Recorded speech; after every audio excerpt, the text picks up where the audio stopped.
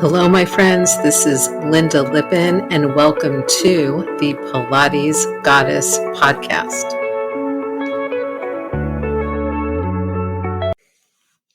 Well, hello, everybody. Welcome back again to the Pilates Goddess podcast. This is your host, Lynda Lippin. Today is actually Valentine's Day, so if you're into that and you celebrate that, have a good one and enjoy. Today, I am tackling what is a huge topic within the Pilates studio community, within the Pilates teacher community, and probably within the world of fitness generally as well. And today's discussion was born out of a talk that I had with one of my Pilates teacher mastermind VIP clients.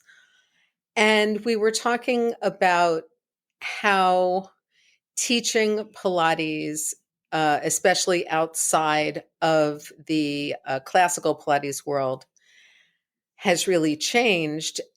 And because of how much it's changed, and not necessarily in a good way, people's clients' expectations of what they're going to get out of Pilates and in a Pilates studio has also changed. And as we were talking, a few points kind of kept coming up and coming up over and over again as a source of frustration for everybody.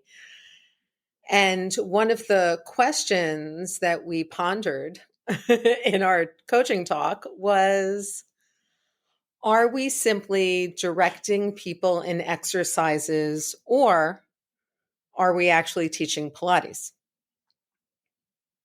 And I thought, oh, this directing versus teaching, exercise generally versus Pilates. I'm like, this opens a whole giant can of worms that I'm at least going to start the process of unpacking today.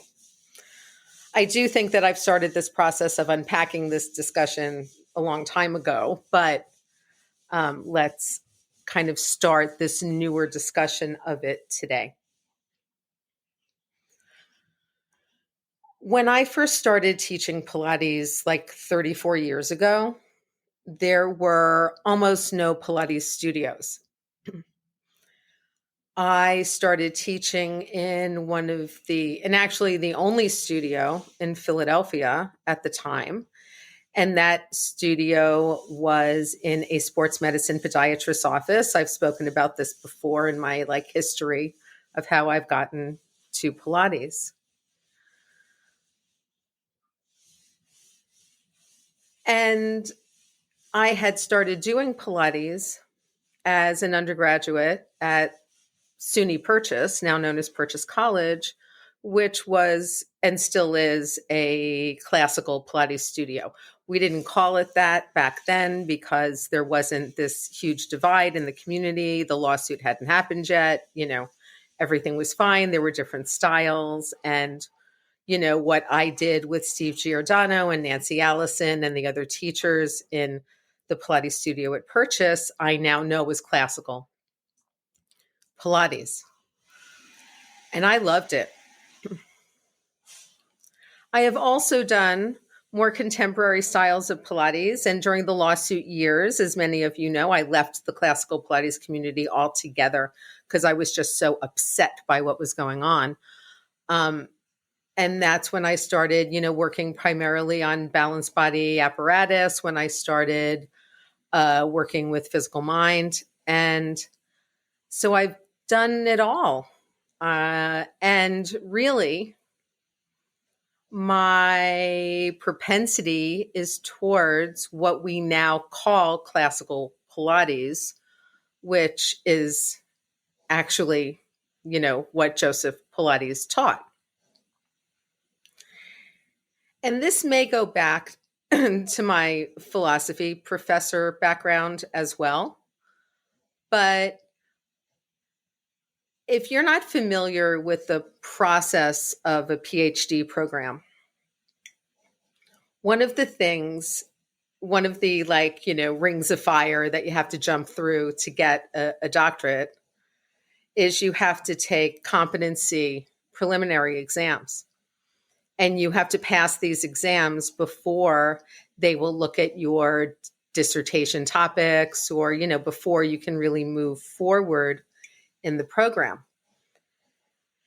And no matter what kind of philosophy you decide to focus on, right? So for me, it was ancient Greek philosophy and ethics, and then feminist theory. For some, it was, contemporary analytic theory. For some, it was epistemology or discussion of knowledge. For some, it was deconstructionism and a lot of Derrida.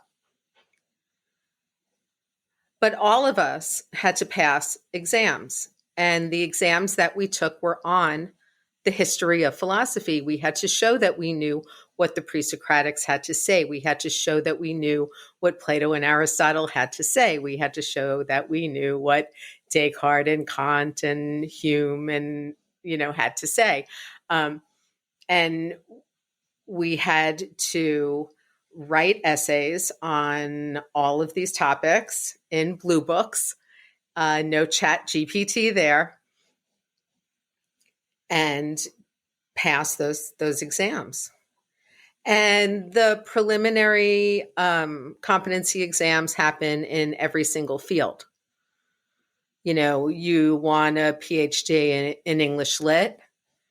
You say like one of my best friends does medieval lit and focuses on Joyce, Chaucer. That's lovely, but you still have to pass an exam showing that you know a lot about all of the important people in literature, in theory, in English. So, because ultimately you're going to have to teach it, right? So you got to show that you know it. And somehow what I'm finding in Pilates, and especially in more contemporary and newer Pilates teacher trainings, is a total disconnection from the actual work of Joseph Pilates. Now, if you're teaching something that's named after somebody, the least you could do is, number one, read what the man had to write and had to say with an open mind, okay? Being mindful of the time in which he was writing, being mindful of the science that was around when he was writing, and being mindful of the great success that he was seeing with clients in his studio. That's the first thing, okay? Now, the second thing is it couldn't hurt to know the Pilates system as Joseph Pilates taught it, and know that Joseph Pilates, as far as we all know, didn't really level his exercises in an official way. That came later on as people, needed to sort of categorize and construct things for teacher training. But Pilates is a system. So if you are in a full Pilates studio using all of the apparatus that Joe Pilates had, there is like a full beginner system that encompasses the high chair and the barrel and the reformer and the mat and the Cadillac. So there's no place where you're, say, only learning reformer or only learning this or only learning that. Look, I've taught Pilates with TRX classes. I've taught Pilates on the ball classes. I still do teach these classes. I teach Pilates with bands in Type 4. I teach these things, but what you need to understand is that I still bring it back to the system of Pilates that I know from my background in more classical Pilates. And quite frankly, even if you look at the more contemporary Pilates systems, the people who started them usually came out of a Pilates certification or training that did teach the full system. Now, I understand that, we all got to work, right? And we all got to make some money. And that's, a lot of times how we pick our teacher training and how we pick our certifications. So if we need to do them piecemeal, if we need to do them bit by bit, so that we can continue earning money as we are going through, what usually is a 5-figure teacher training expense. But what I'm seeing now are teachers who nitpick over things like how many inches the lower back should be lifted up off of the mat or off of the reformer carriage when people are in quote unquote neutral spine, instead of letting each body kind of settle into whatever its natural spine is down on the mat, and making sure the bony landmarks that should be down and connected are connected, and going from there. I see discussions on social media in, Pilates teacher educational Facebook groups where, somebody says, so I'm an apprentice teacher and I'm teaching my new client footwork, and she's having a lot of lower back pain and we're using really light springs and I don't understand what's going on.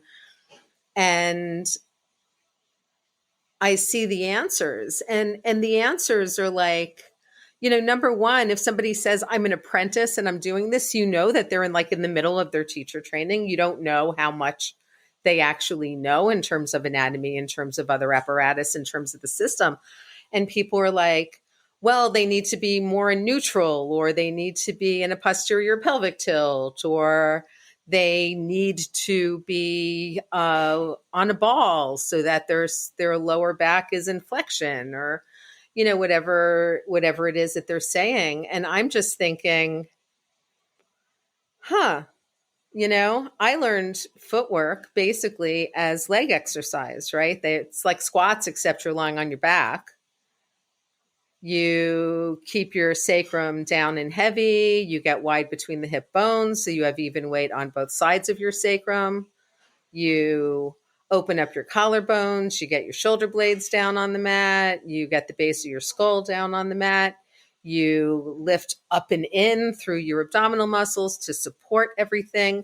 And then you start to move that carriage using your legs. And in fact, if I had somebody who was not in the right position to actually use their legs and instead was doing the pushing from their back, either in an anterior tilt or a posterior tilt, I would actually make the springs a little bit heavier personally, and really talk to them about stabilizing their torsos to use their legs. Many years ago, when I had first started at Real Pilates here in New York, I had a new client come into me who I'm still, in contact with and have some fabulous referrals from. And she came in with a pretty severe diastasis recti. She had just had her second baby, and she had had a surgical repair after the first baby, which then retore after the second one, and then things got a little worse. Ultimately, know that I got her through a third pregnancy. Without losing urine, without having any huge issues. And then after that third pregnancy, she had some surgery and got everything repaired. And I kept working with her after that. But one of the first discussions I had with her was she came in, and we're in a classical studio. We're in a heavy Gratz reformer, where I would typically start everyone on 4 springs for footwork, frankly. And I get her down on the reformer. And I get her, moving. and she's moving through the footwork and she goes, "Wow, I really feel this in my legs." And I said, "Good, because it's a leg exercise." And she said, "Oh, I thought footwork was a powerhouse or core exercise." And I stopped and I said, "Well, it is, but you're just using the abdominal muscles and the back muscles and all the muscles in your torso together to hold your torso stable and steady so that you can use your legs and get some differentiated movement at the hip." I said, "It's kind of like a squat, right? You're keeping the torso straight and stable, and you are working the legs." And as soon as I said that to her, it was like a light bulb went off. She was like, oh, I get it now. It's a leg exercise." Now, if you're like a brand new teacher and you haven't been taught that footwork is a leg exercise, there's kind of a problem with that, right? Because it is a leg exercise. You're just trying to get the body to stay steady and in one position so that people can move their legs. Working lighter in Pilates often goes against the client's best interest because when we make things lighter, things are a little less stable. And that's why when I started to see these responses like, put her sacrum on a slightly deflated ball and have her work, I was thinking, why are we all diagnosing and, trying to deal with this instead of just talking to this apprentice teacher who is in her teacher training about the point of footwork and where exactly the torso should be? That is the simpler thing to do. And it turns out that that same torso stability shows up in a host of other Pilates exercises. Okay. And basically, we're trying to get people's whole bodies stronger.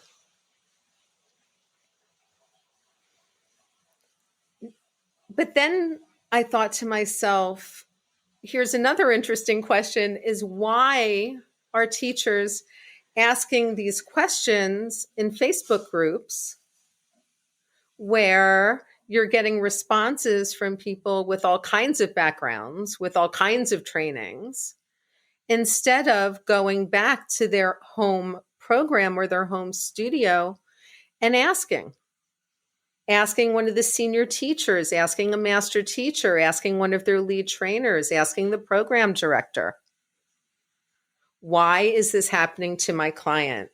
What should I be doing here?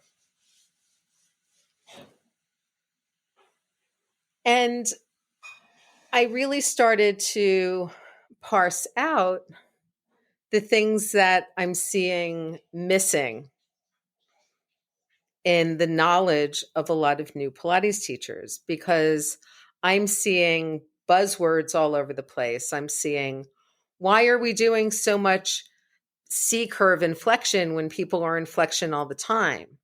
Which means that they might be in a program or a situation that's focusing only on flexion and C curve and is not focusing on all of the extension, hyperextension, rotation, and side bending that are in the full Pilates system.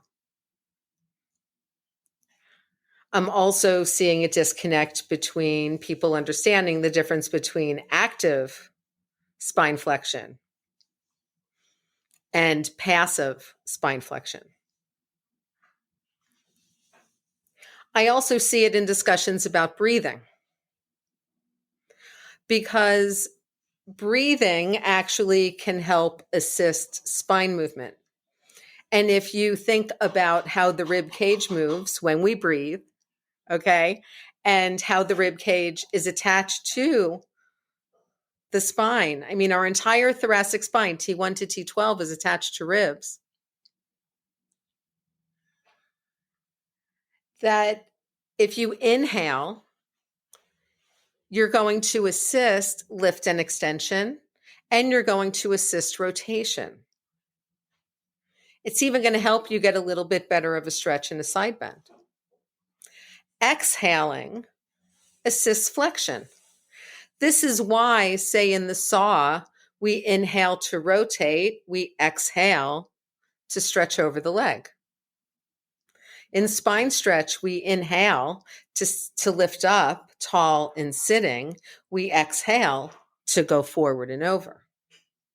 Right? In roll up, we inhale to lift the arms, we exhale to roll up the spine.